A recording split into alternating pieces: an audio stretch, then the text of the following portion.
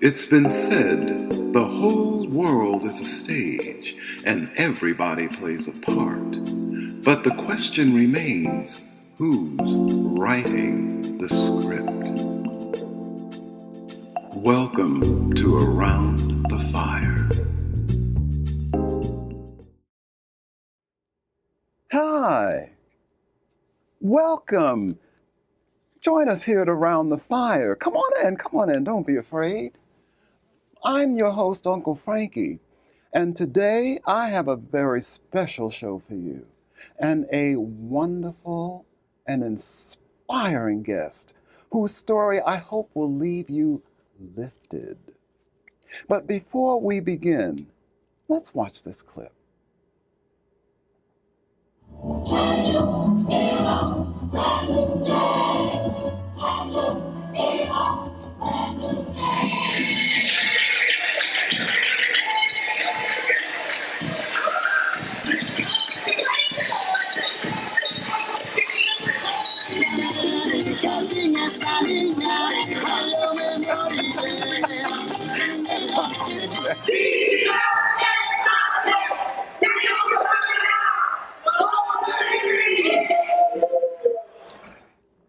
Yes, wasn't that wonderful? And the woman who brought all that to life is sitting right next to me now.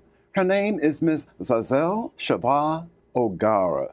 Welcome, welcome, Zazel. Yes. Yes, and her story, people, when I tell you, oh, and if you notice, we're doing the Barefoot Talks.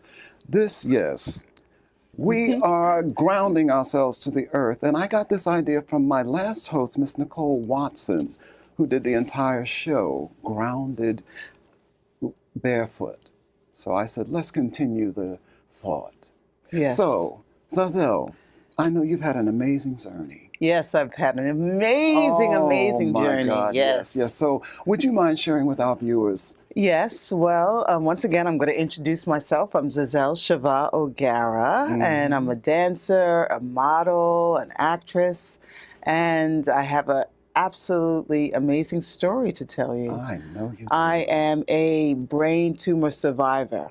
Yay! Wow. And I always tell people I am turning setbacks into comebacks. Yes. Turning setbacks into comebacks, because my story begins approximately 15 years ago, when I started to have, headaches, not huge headaches, but, simple headaches, but they started to come on maybe, every other day. And, I would take Advil, Tylenol, and they would go away, and then they would come back.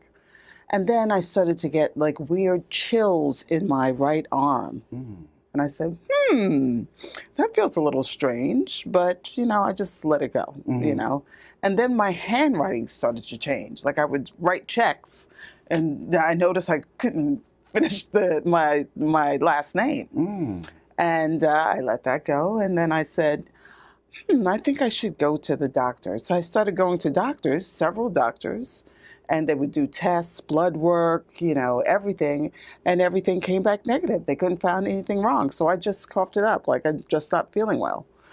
And then the fatigue started hitting me. I could not keep my eyes open. I mean, I could be walking down the street, and sleeping at the same time. I was that tired. I mean, I would go to sleep, wake up, and still be absolutely exhausted. And I didn't know what was wrong with me, and it was really freaking me out. And then one day, I was on a job, and I remember sitting at the chair, and this weird feeling came over me, like this electrical surge started from my stomach, and it just like threw up into my head. And I'm like, what is that? And I remember it lasted for about maybe a minute, and I couldn't talk when it happened. And it was just like this feeling. And then it went away.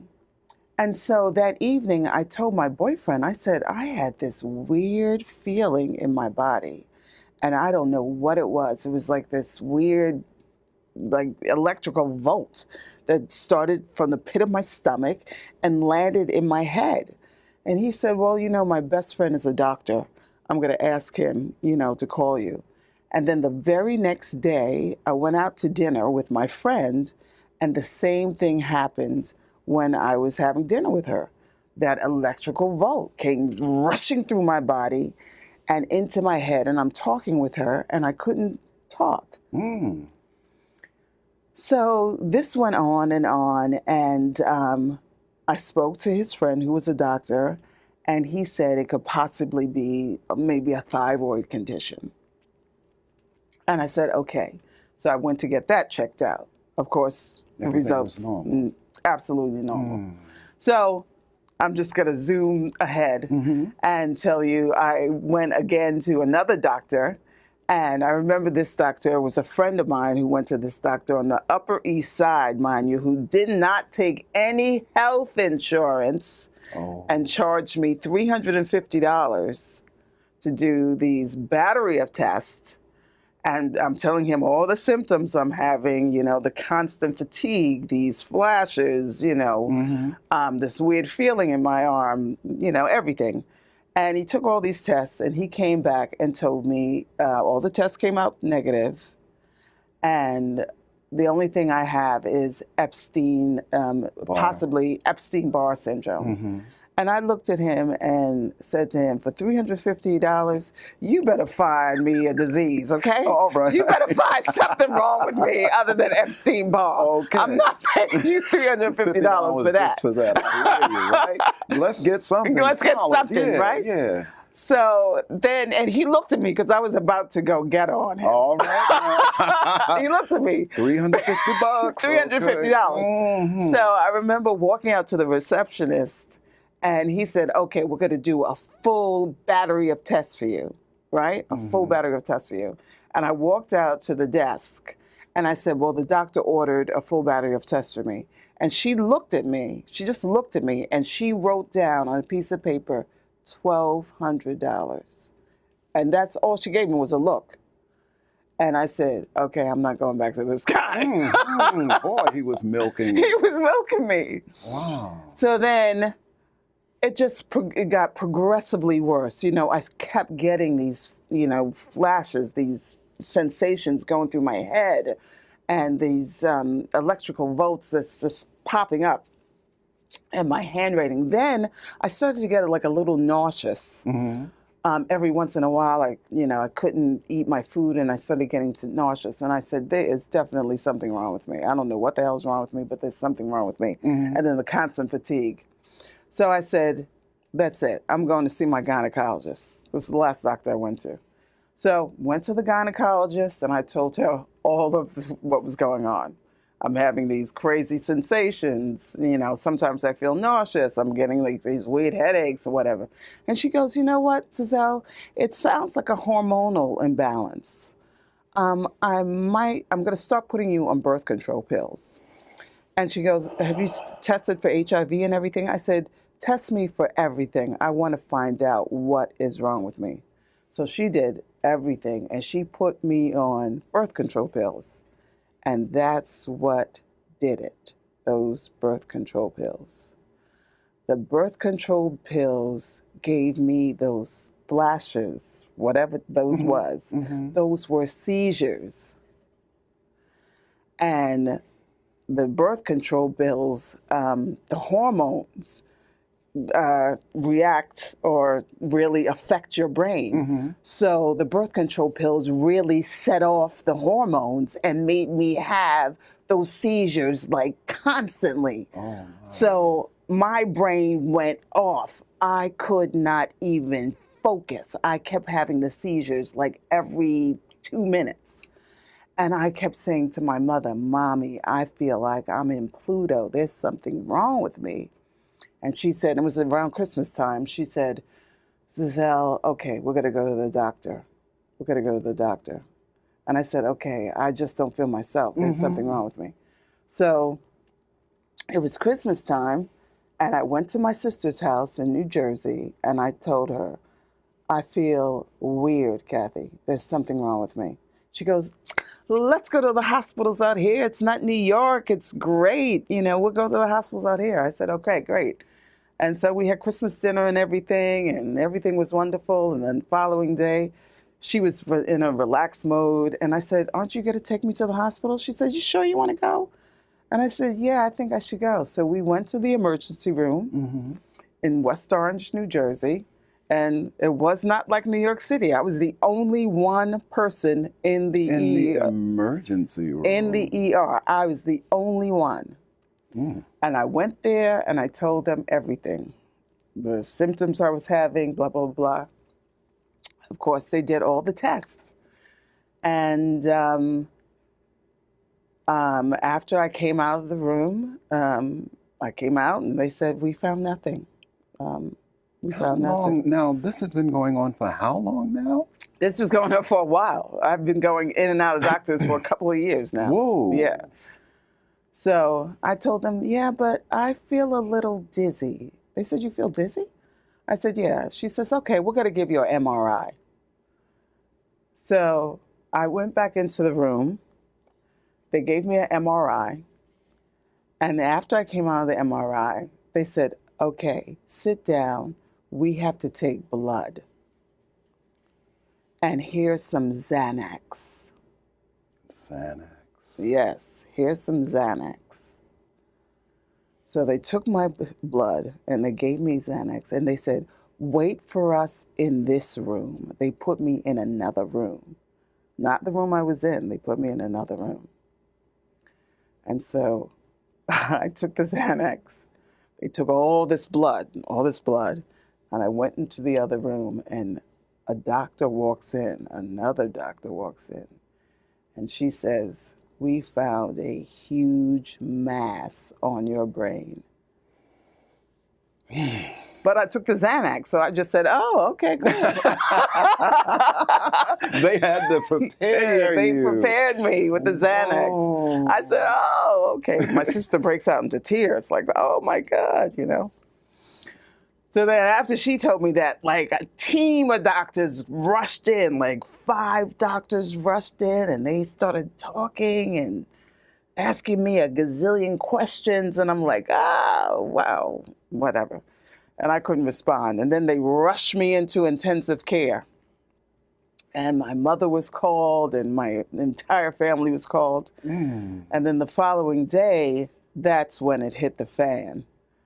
The neurosurgeon came in and said, okay, we found this huge mass on your brain. It is 4.5 centimeters large, which is massive. Yes. And you see the lovely scar. Yes. All right. On the left side of my ear. And he said, this is not an easy surgery. The location of the tumor, we're not going to be able to take the entire tumor out because of where it is located. So you will probably have to have radiation afterwards. Oh my. Because of the size of the tumor. Also, it is probably going to cause blindness and paralysis on your right side. And I said, okay, cognitive problems, your speech, and paralysis, whatever. Right. And you were a dancer. Yes, I am a dancer. Dancer, an actress. A model. Yes. And I'm sitting there with all these plugs all over me. Right. And I didn't want to break down crying, in front of my mother, because my mother is elderly, and I didn't want to show her that I was going to freak out. So I started hyperventilating, a little anxiety. And I just said, I'm going to be like Lance Armstrong. I'm going to be a fighter. He just looked at me like, you got to be nuts. This doctor was cold and anal. He was very cold. Oh, no. And actually, he had told my entire family to walk out of the room before he gave me all of the Information. Dark information. So I checked myself out of the hospital, to get myself together and to get a second opinion. Good. Yeah. And my cousin, fortunately, worked at NYU Medical Center, and knew another neurosurgeon, a neurologist actually, not a neurosurgeon, a neurologist, who was the head of neurology at NYU. Okay. And he got me an immediate appointment with him. And they sent over, my file and the MRI and what have you. And he was a wonderful doctor, a German doctor, and he saw my MRI and he read the results and what have you. And he says, yes, this is a very difficult surgery. And the location of this tumor is in a horrible place. However, the doctor in New Jersey is an excellent surgeon, and you should go with him. Okay. And have the surgery. If you need to have the surgery, have it right now. So I went and I had the surgery. However, there's a flip side to this story. I had to get help with my insurance from the Screen Actors Guild, and they stepped in and helped me. Excellent. And they said, no problem, we will help you. This is why I will pay my union dues forever. Yes. They were absolutely wonderful. A godsend. A godsend. Absolutely wonderful. So I had my surgery maybe 5 days later. And when I woke up, the surgery was 11 and a half hours long. Wow. And yes. And they Give me a Xanax to listen to this. Yeah. And wow. They, my mother, started at 6 a.m. and my mother and my sister waited there the entire day, and my brother-in-law, my entire family. And the doctor, when he came out, he said that was a long operation and it was hard, but we were able to get the entire tumor out. Oh, good.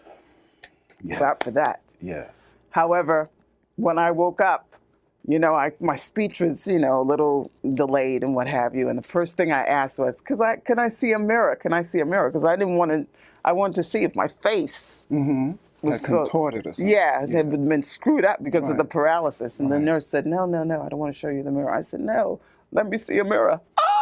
Let me see a mirror. This is, how vain can you be? But after you want to know. Yes. After 11.5-hour surgery, the first thing you're thinking about is your face. That's true, vanity. But listen, a dancer model, come on right. now. Yeah. And then I had my model book from Wilhelmina at the hospital, and all of the doctors and the nurses were looking at the book thinking, oh my God, look at her, look at her. They were all looking at it. She'll never be the same. So anyway, she brings over the mirror, and I looked at my face, and of course it was all swollen, distorted. But I could tell that it was going to come back. Okay. And I just said, oh, okay, it looks okay. It looks all right. Okay. But I was paralyzed. I was completely paralyzed. This was dead. Dead. Whoa. And that's... I don't want to curse. That is a bitch. Yes, yes. That is a bitch when you wake up and you are a totally different person. Yes. Totally different. I get emotional when I think about it. I hear you. You wake up, you're a totally different person, and, they're wheeling you into the room, and, it's life-changing. And, the first thing they do is they take you into physical therapy, and, they see if anything's going to move again. And, of course, for the first 3 or 4 days, nothing was moving. Right. Nothing was moving. And, I stayed upbeat, and, I kept a smile on my face, and people kept visiting me and,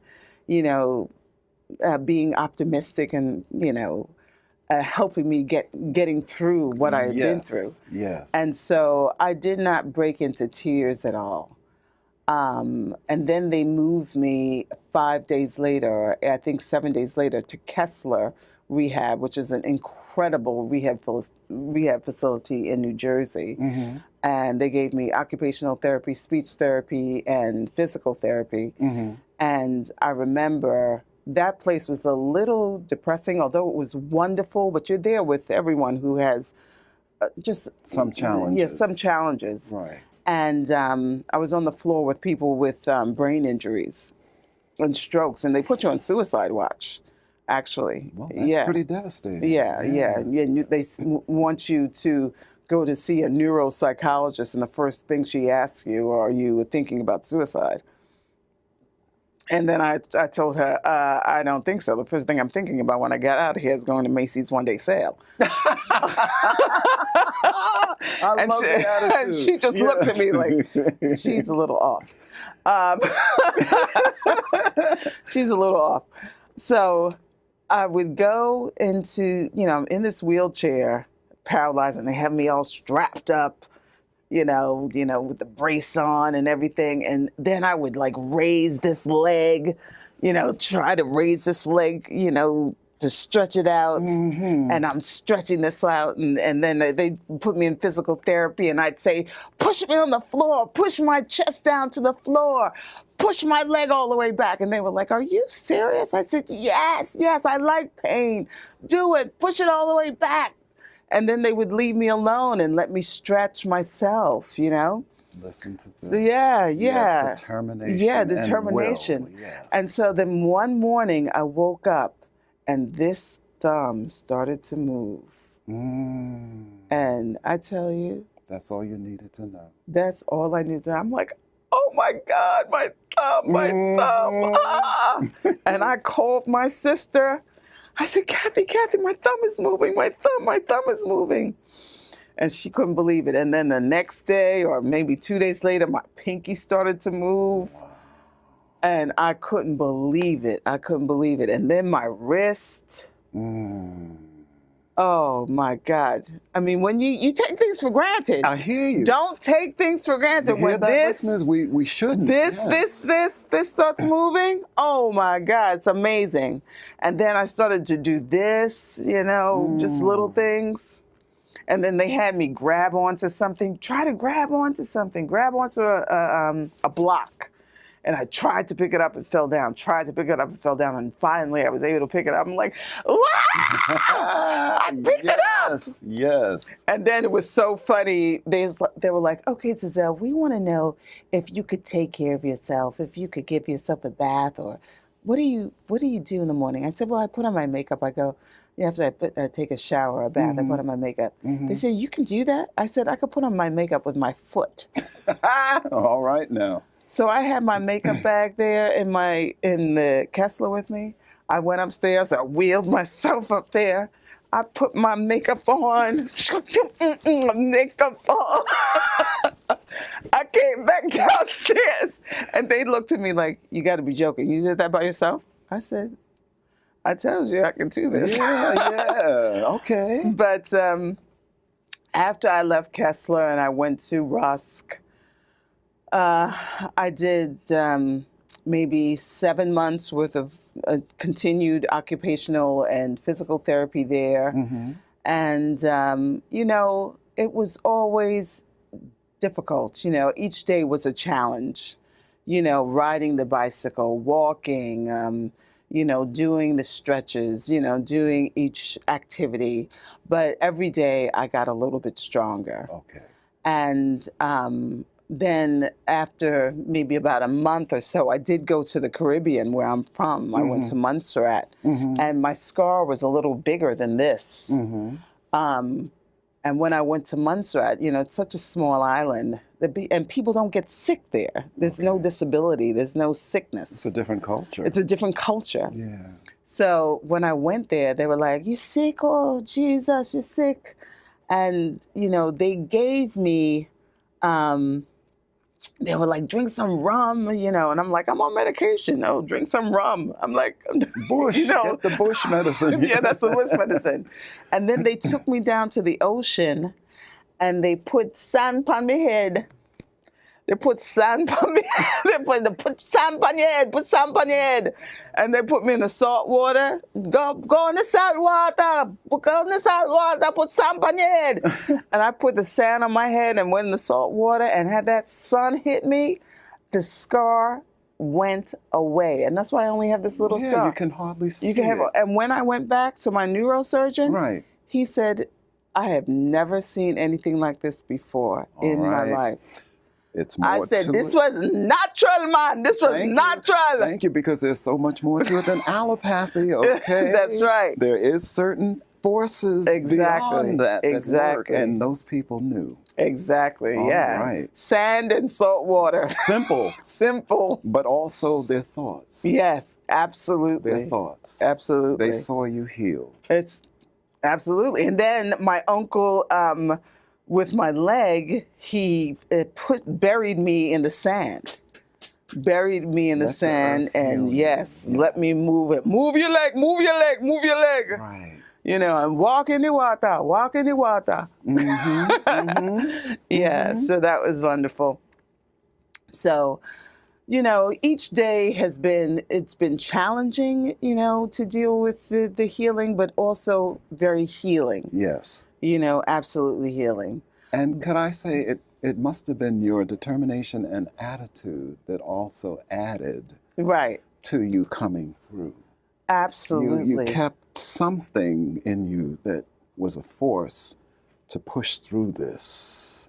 Yes. Yeah. Oh, absolutely. Well, number one, you know, I've always been out there, you know, I've always been a creative spirit, and I've always loved to move. I've always loved to dance. So I didn't let my disability stop me. Amen. I said, okay, so I don't have my full mobility, but I still have my spirit, my energy, my drive. Right. So that's what I took. I said, even if I'm less mobile, I could still bring the audience my passion, my love of dance. And I wanted to show others or tell others who have physical or limitations or who have disabilities, yeah, join me and let's really bring forth our love of dance to you. And that's what I've done with ZCO Dance Project. And yes, it's very evident in the clip that we saw that these people are definitely positively impacted, because it's not focusing on limitation. No. What's working, let's use what's there. Yeah, and bring absolutely. you through that. Because Right. everything has significance. Right, Every movement, even if it's just a bat of the eye, Absolutely. it is significant, and Right. it has something to share. It has something to share. And your sheer will and determination brought you to this point. That experience, if I may assume, made you even a stronger woman. You know, I say, of course, I didn't want to have a disability, and I didn't want to have a brain tumor. I mean, I didn't want to have a brain tumor. I'm not going to say I didn't want to have a disability. I didn't want to have a brain tumor. But it's made me a stronger person. And I'm an advocate for persons with disabilities. I'm an advocate, and I'm so proud to be amongst people who are creative and full of drive and love and enthusiasm. Yeah. Yes. Definitely. Definitely. And it shows in the work you're doing. Absolutely. Yes. And you know, I'm a part of this wonderful organization called Divas with Disabilities, and we all express our love for each other. Beautiful. You know, we all express our love for each other. So it's based out of Washington, D.C., but it's global. It's global. And we have monthly conference calls, and we tell each other about the works that we're doing here, you know, wherever we are. I talk about ZCO Dance Project. We could be talking about something that's happening in D.C., Indiana, California, whatever. Okay.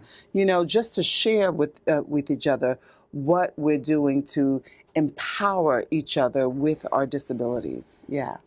That's the operative word, empowering each other. Yeah. That's great. And it's culminated into the ZCO Dance Project. Would you let the audience know any contact information you may have? Okay, yes. You can contact me at zcodanceproject.com. Zazel, I can't put it in words how thankful I am that you came to this show and shared your story. And until next we meet around the fire, be well, be safe, be empowered, and most of all, be inspired to live to the fullest. Thank you.